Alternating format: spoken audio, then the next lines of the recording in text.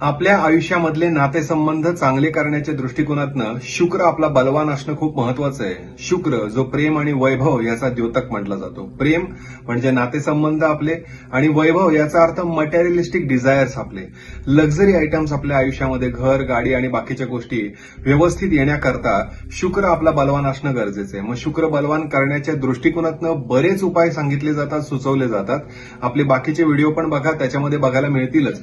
परंतु नातेसंबंध चांगले करण्यासाठी आज एक मला तुम्हाला उपाय सुचवायचा आहे. उपाय एकदम साधा सोपा उपाय आहे.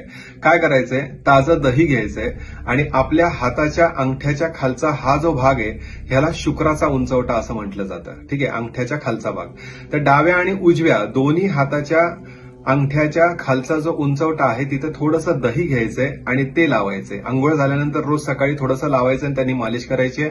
असं 21 दिवस करायचंय. शिरीष कुलकर्णी, श्री श्रद्धा ऍस्ट्रोलॉजी.